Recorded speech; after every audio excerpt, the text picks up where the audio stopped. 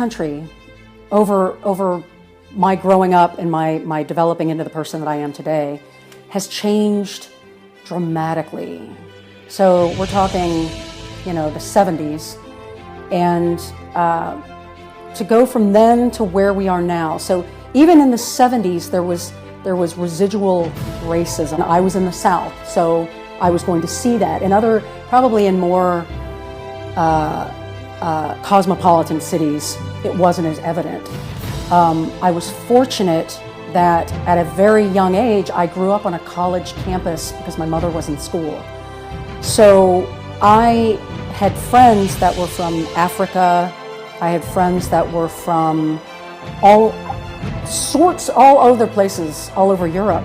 So I grew up thinking that was a normal thing.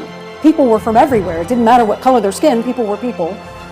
When I moved from the college environment, the university environment at the University of South Carolina, out to the rural West Columbia area, it was a huge shock. I remember being invited to a Ku Klux Klan meeting when I was about 12.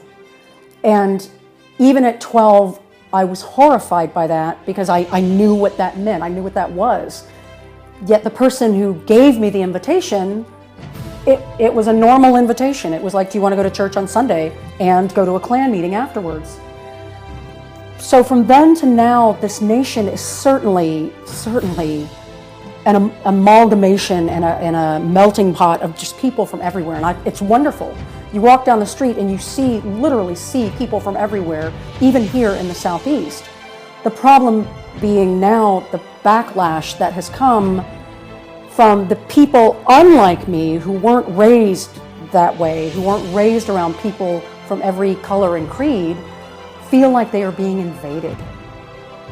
They feel as though their way of life, their expectations of how America should be and the heartland is being breached by people that have no investment in America. That's how they see this.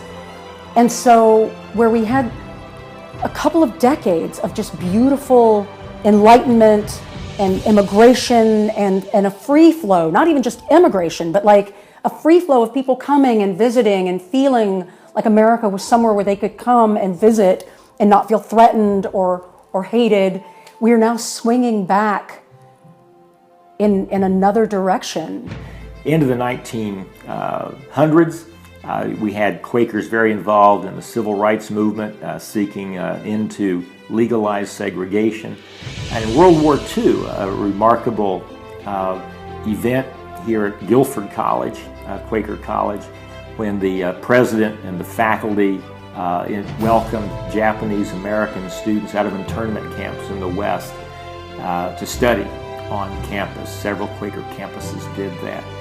This is quite relevant today, as in the election campaign of 2016, we had a candidate talking about a registry of Muslims, possibly banning of immigrants from Mexico, from Syria, from Muslim countries, and even some talk among some of that campaign's members of internment camps and citing World War II as an example. And in response to that, many in the community have said perhaps we will need to be ready to establish modern-day equivalent of the Underground Railroad, of welcoming people to our communities, to our homes, to our meeting houses, churches, and campuses, like we did in World War II. The problem is the opposition to all of that is well organized now.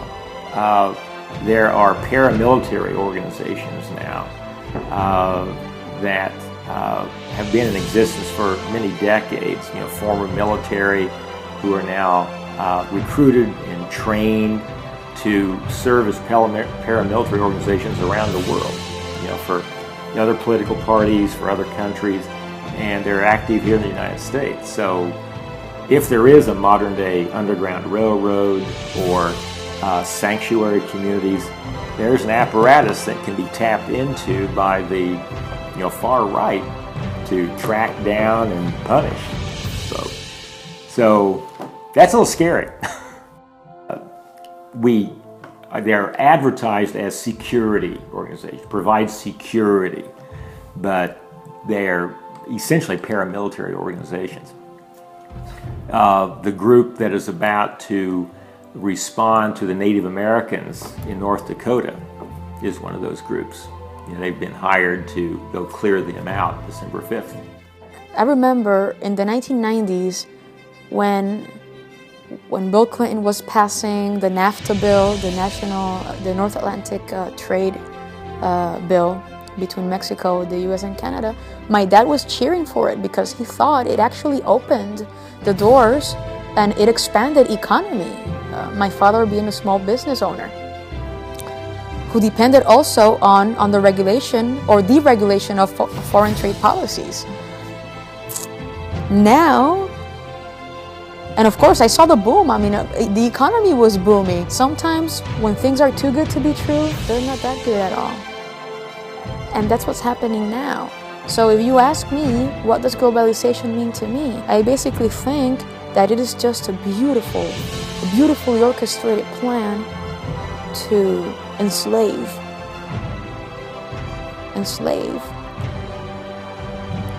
the common citizen.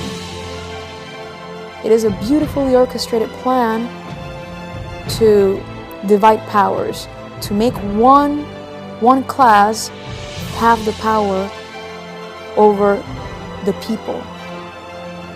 It's like going back to the feudal system in a way that we don't really notice. We think that we're making progress, but we're not. We're still going back to that feudal system where just one had the power.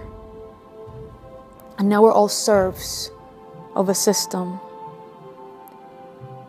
Because it is obvious for most of us that our quality of life is not the same as it was in the 1960s, in the 70s or in the 80s. We now live to work. There aren't any benefits. I mean, most of us are qualified professionals. We have 3-4 degrees and they're not worth anything. We don't have. Globalization was sold as a measure to modernize, to decolonize countries, but we still have countries who are more impoverished than ever. And now we have countries who are not poor becoming poor. Globalization has also created a slow violence, has been the tool of a slow death to our planet. And that's going to come to bite us in the butt. It's never been as evident to me as with the recent political climate of the United States. It would have been nice to think, that we were going towards enlightenment. The future for America should have been enlightenment, education and money and everybody coming together for the greater good of even the world. And instead, this recent election has uncovered a cesspool of anger and resentment, and I have no idea where that is going to take us next.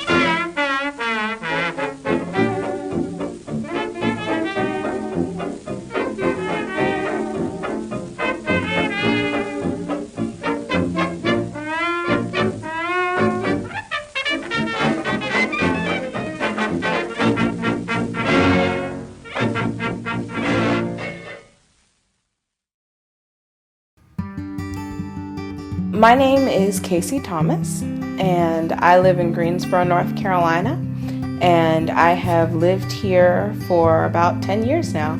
I was born in New York, and people ask me where I'm from. I generally say I root for the Mets, because it's a long, complicated story. but I am a Diplo brat. My father's in the Foreign Service, and so I lived in Northern Virginia, Zimbabwe, India, and Bangladesh. And so far as my background goes, I would say that I'm a descendant of the Great Migration, because my dad's family is from South Carolina, and they moved up after the first big wave of the Great Migration, in one of the later waves, to Queens, New York. And my mother's family is from the Virgin Islands, Tortola, and they moved up to Harlem. And so that's where my parents grew up, and yeah, that's where I'm from. If I'm asked to identify with groups, I would say that I am a Black woman, a Black American woman who is living in the South, but is rather than being of the South, is of the Great Migration, because I did grow up in Virginia longer than I've been anywhere else, and North Carolina together make up the bulk of my life. But in some ways, I'm very much a Northerner. Hello, my name is Jose Alberto Rivera Chavez. I'm from Mexico, and I'm a chemist, and I came to the USA first of all, to improve myself like a person and try to gain more experience in my research field. The USA is a very good place to live. Until some days ago, my point of view of everyone in the USA is that they are kind persons. They try to help you as much as they can. I think I'm not confident to be outside after these elections because now I know that racism exists in the USA. Immigration is what makes the USA like the first country in the world. I think this is a country of immigrants. This country has survived because all that people coming from outside and people extremely well qualified, working in very specific fields and making this country progress. I think multiculturalism is an interesting word. Because I don't know that I look at America through a multiculturalist perspective. We are, as a country, I think that instead of just focusing on diversity, we need to focus on equity and equality and liberation. And multiculturalism doesn't always encompass that. People always talk about diversity and the importance of diversity. You know what was really diverse? Slave plantations. Plantations were very diverse. They had people from all sorts of different regions, different tongues, religions, but still, it wasn't a very equitable or liberatory experience. And I think that now with America, people had embraced recently in like the 90s, I guess, or perhaps 80s, the idea of multiculturalism and that we're this multicultural society and that we should be tolerant. I find that odd that we should be aspiring to say, you know what, I definitely think I'm better than you, but I'll tolerate you. We should be teaching tolerance. And I kind of took that for granted because now I see Donald Trump coming and I'm like, whew, I would like y'all to at least just tolerate us because this is getting kind of out of control. But I think that America is built on racist foundations and that never ended, and so that continues today. And that's where we are. My name is Max Carter. I'm a retired professor of Quaker Studies and American Religious History at Guilford College, where I just finished up a quarter of a century working in Friends Center programs, campus ministry, as well as the academic study of religion. The question of identity is a fairly complex one for me because I was born with a certain identity. I was born in Indiana into a Quaker family of dairy farmers in north central Indiana. So I was born white into a predominantly white community. So I came into the world with predetermined identities like that. But I have chosen my own identity. Some of that adopting what I was born into. I can't do anything about being white. I can't do anything about being male. Those are part of who I am. And I have to deal with my understanding of what it means to be born with that kind of privilege, to be white, to be Christian in a predominantly Christian society, to be male in a patriarchal society. And I have chosen to be a Quaker. Although born into it, I've made it my own through a process of exploration of other religions as well as a deeper understanding of the Religious Society of Friends, my own Quaker faith. My name is Lisely Lopez, and I was born in Puerto Rico. I have been living in the United States on and off since the age of 8, and now I am 36. My parents first moved to the U.S. in 1989 because there was a huge recession in Puerto Rico, and I believe that all over the U.S. there was this recession. As a Puerto Rican, the term identity is important. Identity for a Puerto Rican is a synonym of ambivalence at times. As a result of our colonial status, Puerto Rico is a territory of the United States since 1898. However, those of us who were born in the island, we feel that we are a nation. We are Puerto Rican. We have an established culture, and we have never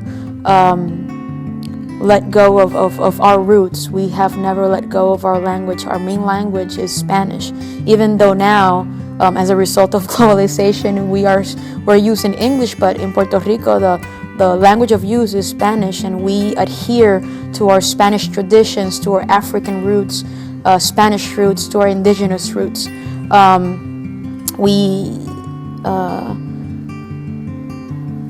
In particular, I feel like I am Puerto Rican.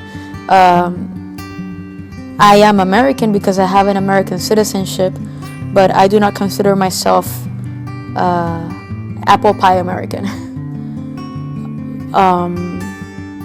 I do, however, have a fond respect for the United States because as any colony, I mean, there are benefits of the of the colonial system. Yes, we don't have our autonomy, but several modernizing benefits have taken place in Puerto Rico. One of them being a good health system, not that is now declining, because we were part of a project of a modernizing project, a good health system, good educational system, because for colonized entities, part of our identity is reinforced through education, to show other nations that we can also compete because we know our craft, we are well versed in literature, arts, and whatnot. But yeah, identity is also fluid for someone who's from Puerto Rico. We are an island, we're surrounded by water. We are also part of the U.S. and our migration takes place from Puerto Rico to the U.S. So it is something fluid, it is a back and forth, like the waves of the sea. So I also view the notion of identity as something that is fluid, that you can interconnect with other lands, with other cultures. as an educator, because I am a teacher by trade, I can connect with somebody who's from Africa. I can connect with somebody who's from the Middle East because of my heritage, because of my cultural identity. I can also connect with people from this nation because of my status as someone who comes from a U.S. colony. So that in itself shows or gives us a picture of the fluidity of identity. The question of how we deal with diversity, both religiously, ethnically, racially, is a very vexed one in the United States. Many have said that North America's, the United States of America's original sin is slavery. When enslaved Africans were brought to this country in 1619, it set off a series of events and responses that have deeply impacted American society. So one of those is race. There has been a sorry blot on the United States history of white supremacy and white privilege ever since that. We have never really come to grips with it. So the black-white relationship is a very vexed one. At the same time, throughout our history and exploration, the European exploration of the American continent, there's been the problem of how we treated the Native Americans, the Aboriginal inhabitants of North America. And that's a sorry history as well. The genocide of the American Indian and the use of reservations to isolate them and make way for European expansion. And there's then the interesting question of immigration. America is a nation, the United States of America is a nation of immigrants. From those very first, either forced enslaved Africans who were brought here, the European settlers, all but those original Aboriginal inhabitants of this continent came over here either of their own accord or through forced labor. And that is who we are as the United States of America, a nation of immigrants. Yet we continue to see generation after generation a suspicion of the other, a suspicion in the 1800s of those Irish and Italian Catholics because they weren't like the Protestants who had come over here initially. You then had the suspicion of Chinese, the Asians, the Japanese in the late 1800s, early 20th century. And now, of course, especially in this election, the controversy over Latinx, Hispanic immigrants, and the response of presidential candidates saying he's going to build a wall to keep immigrants out from our southern borders. It's something that the United States has got to deal with. We have in our history of assimilation. But the question is, do we assimilate or do we become a salad bowl? And that is another vexing problem because we've seen, especially in this recent political campaign, the failure of identity politics, of the Democratic Party choosing to run based on the identities of if you're black, if you're Hispanic, Latinx, if you're female, male, gay, transgender, lesbian. These individual groupings, as well as immigrants, have been targeted by the Democratic Party to bring on board, and that failed in this election.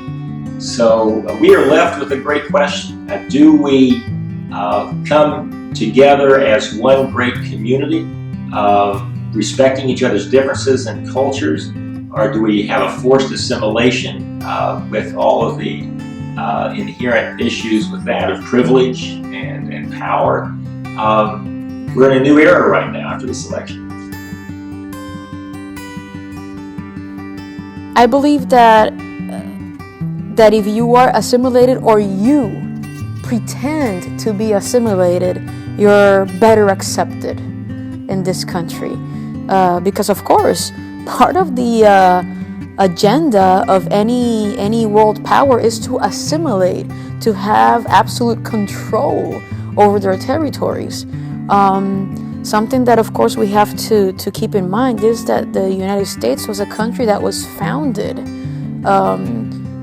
as a result of a search of different freedoms, freedom of religion, freedom of speech.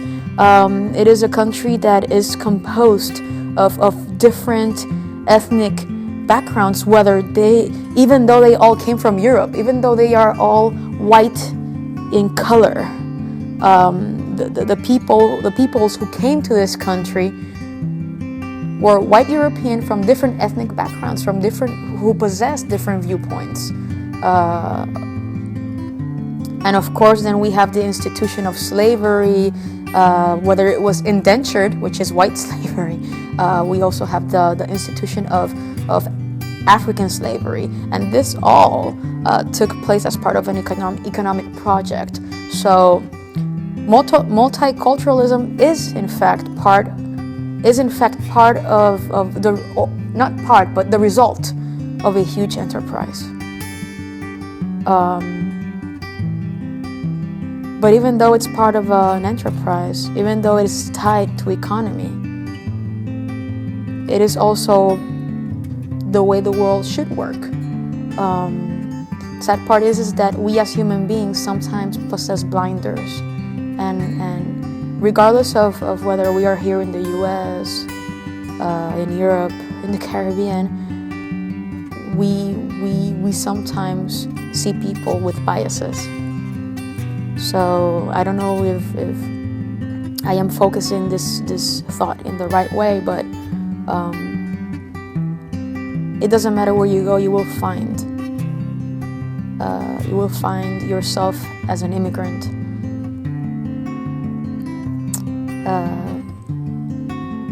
You will not be truly accepted because you're not really part.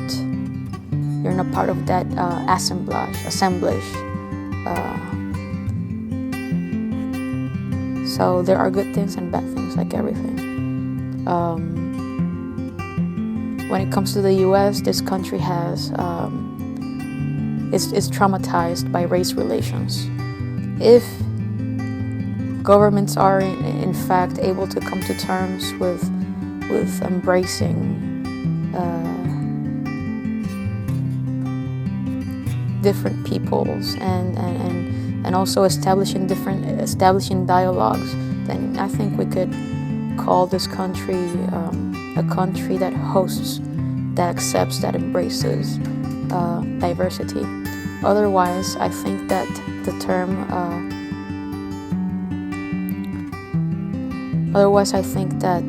that this country embodies a fake embrace of multiculturalism.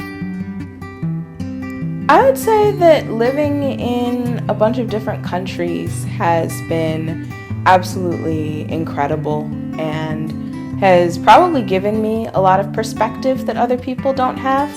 But it's important to remember that no matter who we are and what our experiences have been, our perspectives are unique to us and still very specific. And so even though one might assume that because you've lived all over the world and have been able to interact with different people, you're more open-minded or more worldly or what have you, it also means that your point of view is still very specific, an internationalist point of view, or one that where you're not nervous about trying other people's foods or learning about other cultures is also very specific. And it's really been a very privileged existence that's allowed me to be able to do that. I would say that one of the great gifts of having that has been that I'm not nervous to be able to try other people's foods and learn people's cultures. And also localize my experience as an American, that America is not everywhere, and that we're not the most important people on the planet. Everyone is.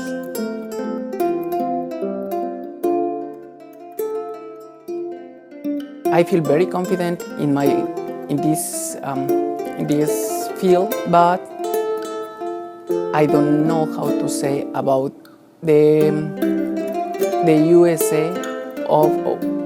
USA of every day. My life in the USA so far, I think, is going okay. I had the opportunity to meet a friend before I came to the USA. His name is Jose Faraya. He's originally from India, and I think that I am so grateful to that person because he helped me a lot. I think without that help, I will not survive the first 2 months in the USA. Because of this person, I was able to keep in this dream. My name is Tyra Noel Calloway. I'm originally from Los Angeles area of California, and I'm studying chemistry with a concentration in biochemistry at UNCG. I personally identify as African American, but in a literal sense, as my family actually comes from Africa. So my father came from Sierra Leone, and he came here for studies and eventually decided to stay here, although he does go back and forth between Sierra Leone and the United States regularly. And my mother's family is from Congo, and she identifies mostly as American. I think that my identity as an African American, as opposed to just an American, kind of defines me as I have somewhat of an outside perspective on certain aspects of Americanness. I think for a lot of things, I don't just assume the American way is the best way of doing it, to at least a small extent. Of course, being born here, I do have a bit of Americanisms. I also think that as an African American, as opposed to just an American, I do see things also in a racial context, as opposed to general Americans. I guess I'd be assuming Caucasian Americans would assume that this is just normal, or something is just normal, rather than saying this might be affected by my race.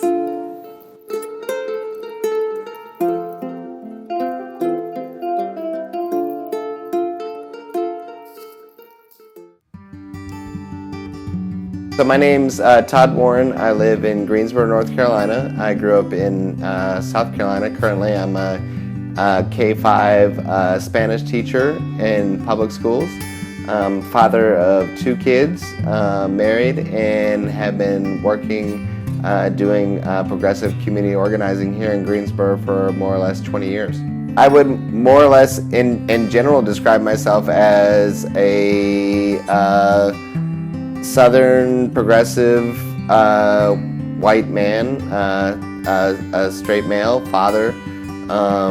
There's any number of ways that I would describe myself politically. I'm politically left, but in the specific context of the U.S. South. Actually, the word multicultural was coming into vogue around the time that I was in college.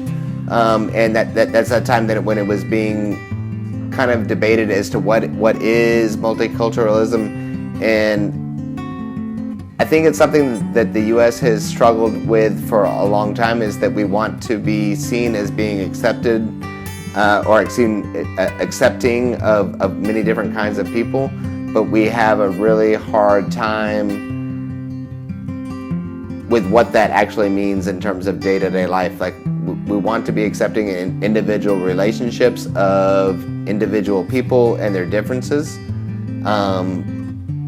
but that we have a hard time with when that comes to ways that we need to dramatically change as a society. Meaning, when it comes down to conflict, like, for example, right now with Muslim American conflict, like with our perceptions of what it means to be Islamic or what it does not mean to be Islamic, like, and we perceive that there is a conflict there, and many times where there is not one, we have a hard time with we have an easy time accepting individuals, but we have a hard time accepting like new forces within our society that we're not accustomed to. So we want to be a multicultural society, but we're not very quick to move there, if that makes sense. For the most part, when you see a quote-unquote minority population coming into the majority population and having to reject parts of their culture in order to be assimilated, I think it is more subtle and nuanced than we usually perceive. Like what some of the things that we see on the news is like news stories about, you know, women or young women wearing hijabs or, you know, something of that.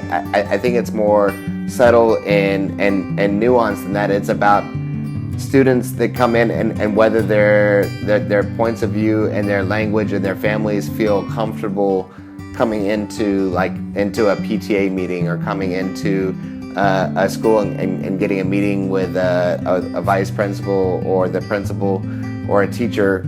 I think there are very much overt forms of discrimination, but those are less common. I think that the harder part to get at and the harder part to deal with is the more subtle forms of discrimination, is where people, languages, and cultures are not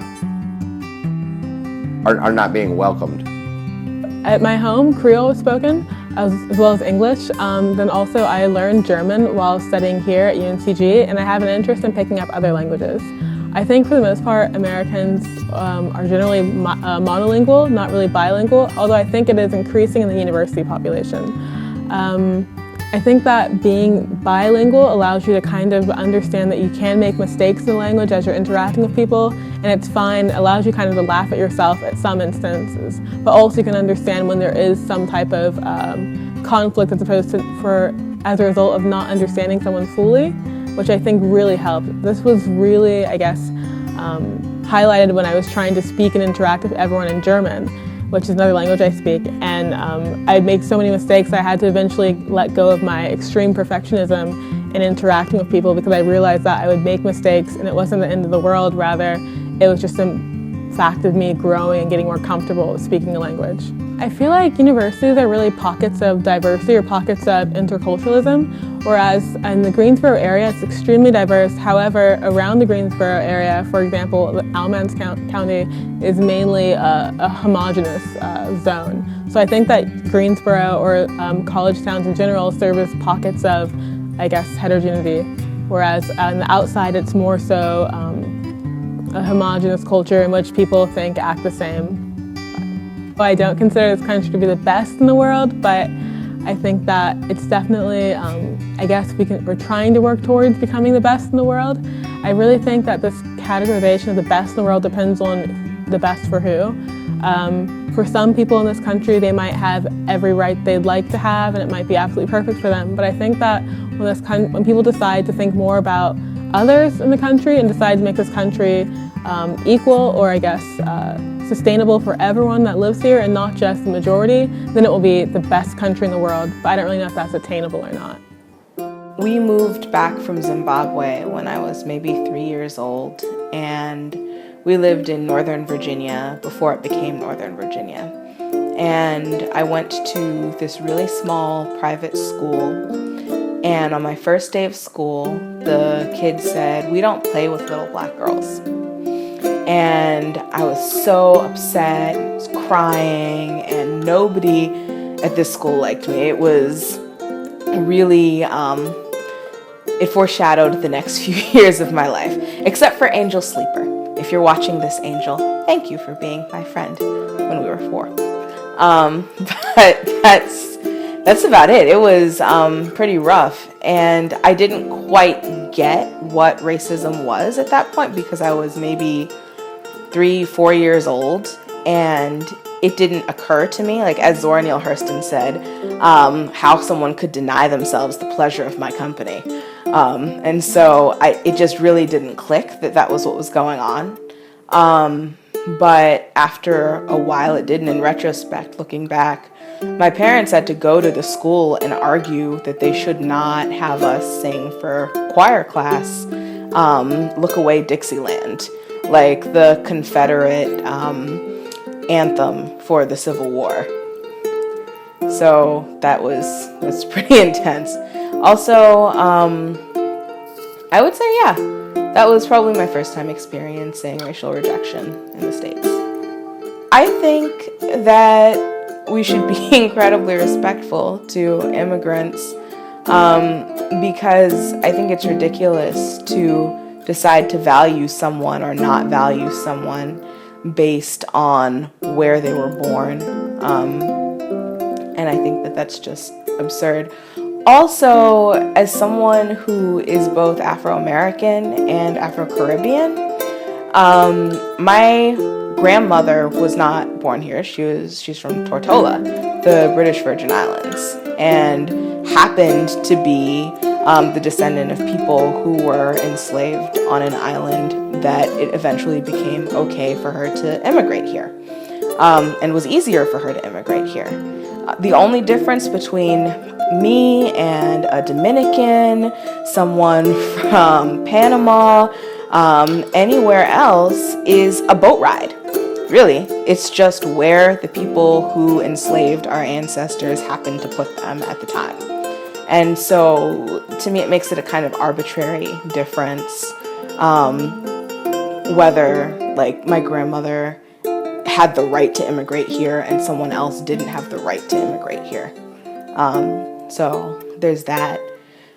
I think that assimilation is a thing that people in the States expect. There's this idea that people are good immigrants if they can assimilate to our culture.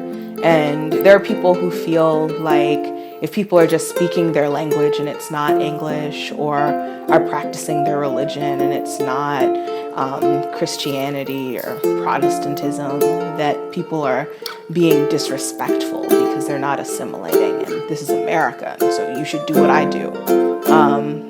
And I think that that's also a bit ridiculous. I guess ridiculous is a word that kind of distances myself from the reality of that. It's not ridiculous, it's racist and oppressive. So there's that.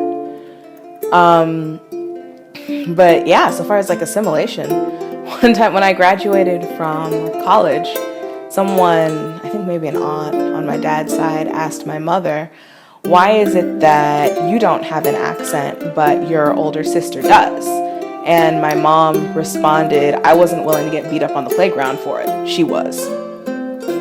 So I feel like it's tempting to say that there isn't an identifiable just Americanness that unifies us all, because we are so different and there are so many different social stratification, so many different types of oppression, also different identities, ethnicities, political orientations. Your experience of America is very different if you are somewhere that is very poor in America versus if you're very rich. It's different if you're urban versus rural, etc.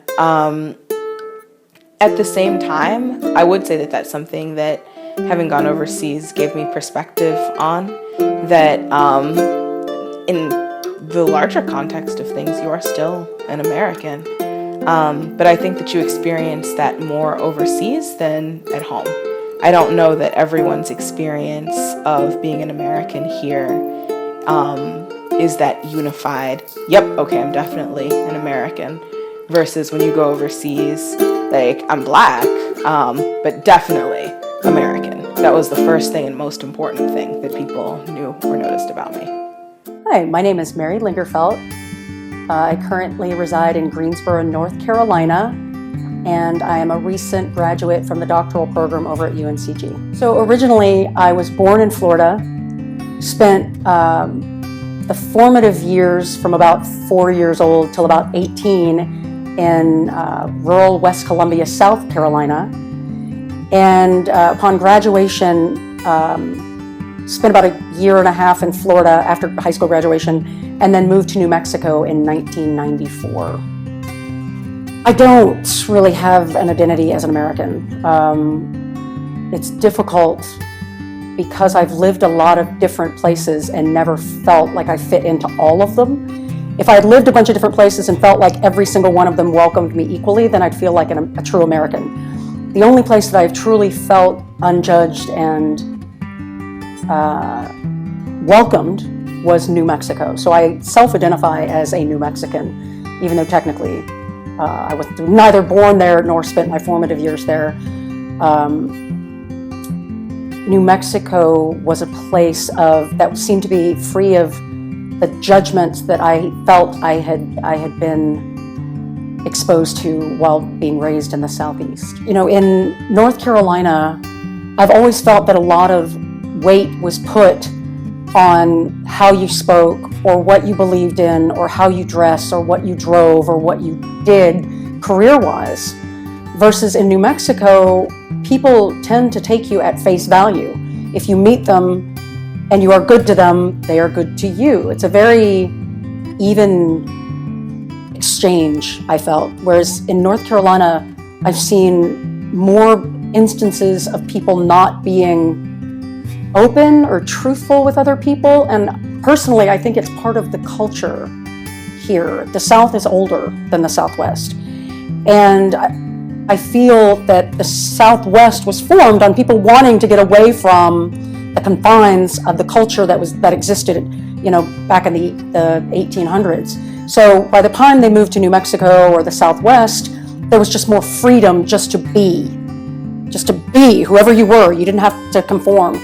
Whereas the South has always been a place of conforming for me.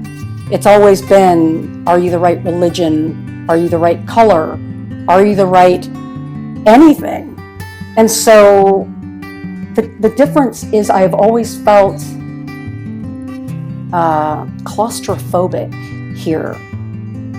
And it's twofold. In New Mexico, you can see 80 miles into the distance. You can look and see 80 miles into the distance. And here, there are a lot of trees, so you can't look 80 miles into the distance.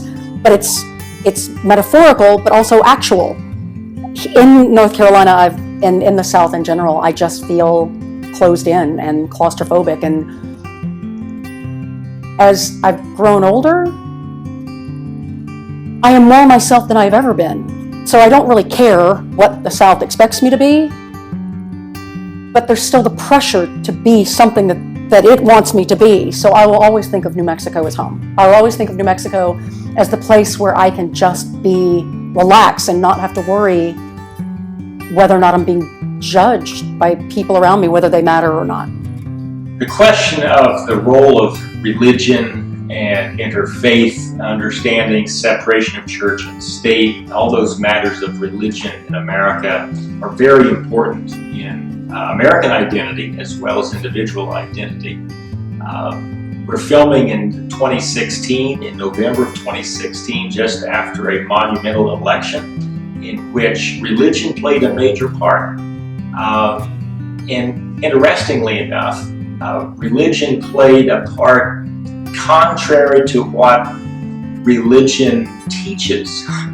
Religion teaches tolerance, love, acceptance, an understanding of God's love for all, and the inclusivity of all as God's children. But this election was one of divisiveness, in which many evangelical Christians, for example, chose to vote against what their religion taught in order to back a candidate that was more in line with their political and economic interests. So that's an interesting question that we may want to explore in this interview.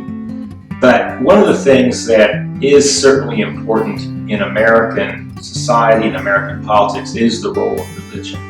It is a country that many religious historians and sociologists have called a nation with the soul of a church. The people who settled America came from Europe, having experienced religious persecution there, and having experienced religious persecution and the problem with an established church in the country, decided that in creating the United States of America in the 1700s, they would build a wall of separation between an established church an individual conscience. So one of the great things that the United States has contributed to the understanding of religion in the world is something they borrowed from the Anabaptists, the Quakers, the Mennonites, the Brethren, other nonconformists in Europe and in England, was that religion ought to be a matter of the individual conscience. It cannot be dictated by a state, by the king, by the queen, by any authority other than God. And so America, the United States of America, is established on that fundamental understanding that religion is a matter of the individual's conscience. Do I feel that this country respects individual freedoms like religion? I do not feel like this country, okay, let me say, on the surface, I believe that this country seems to have open arms to welcome everything. You have Mormons, you have Jehovah's Witnesses, you have Muslims, you have everything. But the truth of the matter is that human beings, on a whole, like to be around others that are like them. And one of the big ways to know whether someone is like you or not is religion. Do we believe the same thing? And I feel that this country has pockets of people that represent, the entire state of Utah is known for its Mormon population. So that should kind of tell you something. They moved out there to be a community that was cohesive and Mormon. And I think that has gotten more extreme as certain parts of the United States have felt that their religious beliefs or their family values are threatened. Instead of expanding to embrace other cultures or other religions, instead they've tightened and become more insular in their beliefs and their ostracism of other beliefs. I think that people try, or at least to some extent, to become welcoming or to act as though they're welcoming towards people from Africa or other parts of the world. But I think that as they try, they often have very ignorant responses, such as asking, do you live in a jungle? Do you hunt on the regular? Like these things, of course, it's someone trying to express interest in your culture, but it's marked of ignorance. So I think that, yeah, people do try, but people try out of ignorance, not out of coming from a place of education and actually having an informed decision. And I also think that people don't understand that when one says this is offensive when you ask questions such as, did you grow up with monkeys? They don't understand why, and they feel like you're taking them as being racist, which is, I guess, a sore point in the US. So I think people do try to become welcoming. They try to really ask questions, but due to ignorance and I guess a lack of intercultural understanding, sometimes these efforts to try are a little bit offensive. And then also I think there's the case of people simply not being welcome to others coming in and taking their jobs or taking their opportunities. So I think in part, yes, people are welcoming to people from different cultures, but also in part, no, not always. Right now, the school that I teach in, I think, if I'm recalling the data right, is about 20% white, like 50% African American, more or less 20% Latino or Hispanic, and the last is mixed, different nationalities and ethnicities. So it's a pretty mixed school. I definitely believe that public schools play a role in maintaining and evolving our democracy.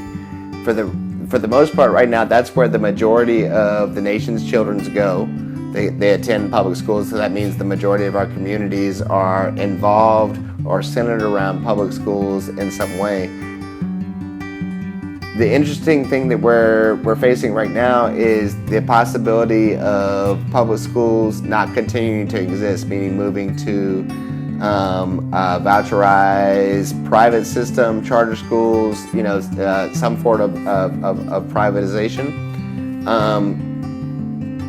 But I think that at the end of the day, that public schools actually hold some of the biggest hopes for us to, if we're interested in this melting pot or this multicultural experiment actually succeeding, that public schools is where that happens, not just in the children's education, but as a place where the community comes together. I think that the intent is to move towards privatization, move towards a for-profit education system. I think one of the strategies that is being used for that is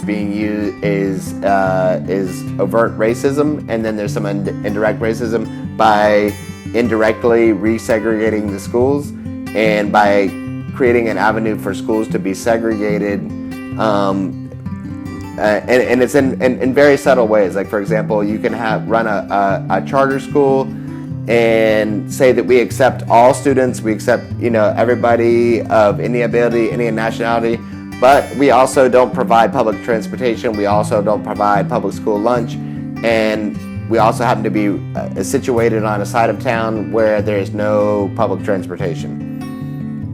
And so at that point, the school becomes segregated, and you don't have to say it's a segregated school, but then people that are aligned with that kind of thinking will send their students there, or will send their children there, and then by default, then we start to get a segregated school system. Whether that was the specific intent initially, I don't know, but I think it's being used as a strategy to further a privatization goal. My feelings on immigrants in this country, and it hasn't changed in all the years I've been alive, I feel like this entire planet is one race of the human race, and we all have more in common than we don't, biologically and chemically. And so for the United States, especially currently with what's going on, for the United States to say that people from other countries are not welcome, it almost borders on ridiculous, because this entire country was formed by the influx of immigrants, other than the Native American, which the immigrants, were not very nice to in the beginning. That being said, it's this gigantic, and this is a word that everybody used to use, but melting pot. And so to deny people coming into this country, especially if they are willing to work and be productive and be a part of the society and not just a burden on the society, then immigration shouldn't be an issue.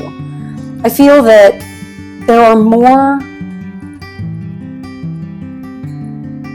Americans that are born and raised and educated here that are more likely to be a burden on our country than any single immigrant that I have ever met.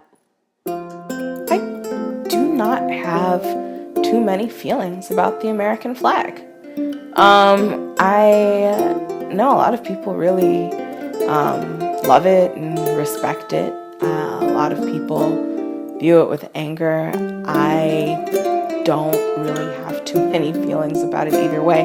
I will say that the only time that I tear up at the national anthem is around the 4th of July when Ray Charles' version of America the Beautiful is playing. That's about it. That's probably the extent of my patriotism. I was having a conversation with some people a while back about whether it would be possible to harness patriotism as a tool for progressives in the States. Like, we should do right by our people because this is America and this is what we do. And I think there's an argument for that. But I also think that every attempt that I've seen at doing it that way kind of glosses over a lot of historical mistakes, and not mistakes, like intentional oppression of people, and also current horrible things that are happening to people in order to build that unity. And I think that any kind of symbol or message that brings us together and moving forward as a country and saying we're going to do right by one another because this is what we need to do, has to acknowledge that we're not hearkening back to a better time when this was done. We're doing it for ourselves and our future generations, and we're building it, and it's never been done before. It has been a complete mess. There are some beautiful things. Let's harvest those. Let's fix the things that were wrong, and let's move forward acknowledging that. But I don't think that just saying we're great, we're America is going to get the job done. I do not feel an identity, I do not feel a kinship with this country that I feel a lot of Americans feel. It's like having a favorite football team or you know, like a book club that you feel a part of. America is so disproportionately good or bad to certain groups of people that for me, America is not one thing. And we talk about it as though it is one thing. For me, I don't want to say I'm ashamed of my country because I don't identify myself with this country. I feel like all the things, all the wonderful things that this country was set up to be got mowed down beneath, you know, consumerism or politics or all of the things that this country could be and represent with education and with freedom and with innovation. I think that for the most part, Americans expect assimilation, but they expect that your culture will only be brought out in certain contexts. For example, you can of course keep your African culture and you can continue to speak a different language at home, but they would not expect you to have some like a clash in culture. So any culture difference that's a clash would, I guess, in the American context, they would think the American culture or the culture of the country that you're staying in should trump whichever culture, I hate to use the word, whichever culture you're bringing into the country. So I think assimilation with the American culture being the primary culture and the culture you're bringing in being more of the secondary culture is expected. For example, people wearing hijabs, people wearing traditional dress. For the most part, I think that it's expected that you change this when you come to the U.S. rather than maintaining these things. The damage has been done, and some damages are irreversible. However, if we really want to see change, then we have to break with old epistemologies, with old government systems. The government systems that we have been seeking out no longer work. I know for a fact that there are people that don't feel welcome because we've had African Americans in this country for hundreds of years or more who have, again, they are Americans. It doesn't bug me, but calling them African Americans implies that they are not Americans, really. It's like putting a label on them to differentiate them from just American Americans. And so I know for a fact that they feel as though they still have to prove that there is a justification for them being here. You know, people whose families immigrated here hundreds of years ago, but are still persecuted because of the color of their skin or their religion or just because they outwardly appear different. In comparison to other countries, I believe that this country has done a really good job in terms of freedom of religion. Yes, of course, like I mentioned earlier, it is very difficult to always be in agreement, to accept. I mean, because after all, we as human beings have a tendency of being afraid of anything that is different to our current belief system. We see it as invasive. But in comparison to other countries, I believe that the United States is definitely a country that embraces its principle of freedom of religion and freedom of speech. I believe that my identity as a Spanish speaker unites me with other Spanish-speaking countries. I see it as, I like to view myself as a Pan-Hispanist and also as a person who embraces, my ability to be able to master both English and Spanish really helps me to create bridges rather than to create divisions amongst cultures. So that's why I chose the profession I chose. I teach languages.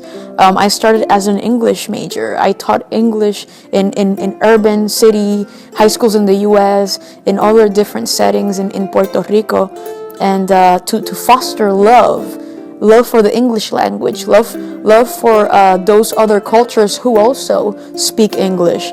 And I'm doing the same thing as a professor of Spanish. I think that it really brings out the best in people, languages, cultures. It bonds everybody. It makes us understand others in ways and see people in ways we have never imagined. In the U.S. in particular, people forget their history classes. They forget that number one, this country was founded on migration. Number two, there were multiple laws against European migration at the end of the 19th century, in the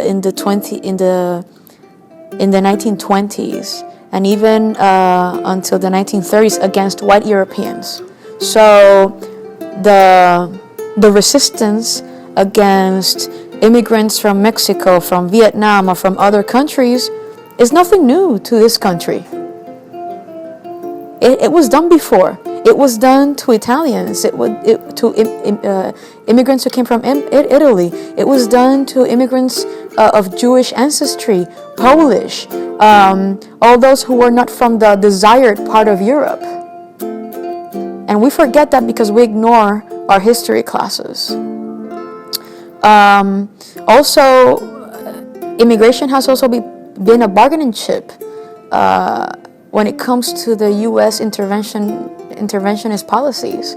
Why? Because if you intervene in a country and the war erupts, then you have to promote an image of a good neighbor that will host, that will open the doors of their home to those who are suffering. So migration policies do play different. They play a part in economy, in politics, in everything. We also forget that Chinese immigrants were used to build the railroads in the West. We also forget that since the late 19th century, or even before, there was a back and forth of Mexican migration to work in the U.S. because that labor was needed. So it is almost symbiotic. No government, it doesn't matter if it's the U.S. government, European government, no government gives anything in exchange of nothing. There's always a payback. And immigrants, whether they are legal or illegal, have had to pay back with something. Now, policies are necessary because we need to create order. Where there's also good, there's also evil. I am not saying that all immigrants are nice people, because we also have to protect our countries, whether it is in the US, whether it is in the Caribbean and Europe, from people who are not law-abiding citizens. So that is why, yes, policies need to be enforced, but they also need to be humane policies. My original idea is stay in the USA, improve my research skills, and then return back to Mexico and try to share the knowledge that I gain in this country with all people in Mexico, because I think Mexico formed myself like a professional. I would like to return back something to my country. That my plan is return back and start, if it's possible, my own research group in any university in Mexico, and apply the knowledge that I obtained here and share all what I learned or I'm learning here in Mexico, and try to improve the science in Mexico a little bit and contribute with the society in Mexico. Honestly, I could I feel as though I could die anywhere. I mean, I'd like to essentially live a life in which I travel a lot, so for me it's not really, at this point in time, I'm not really concerned about dying in the US. I'd like to travel more. I could see myself living for an extended period of time in Europe or a different country and ending my life there as well.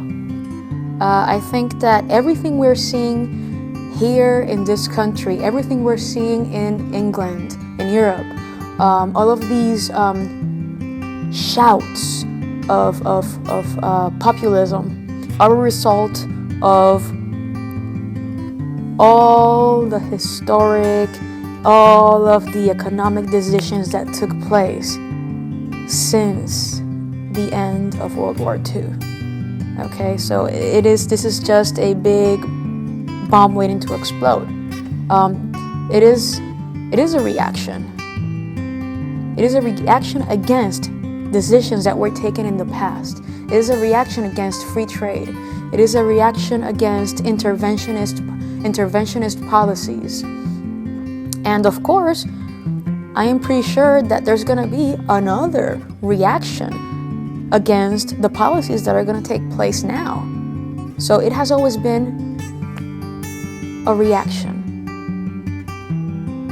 When we have extreme right-wing governments, then we have a surge of extreme left-wing reaction, and vice versa. So I think this is just, the beginning of something that will, it is just the beginning of this bomb.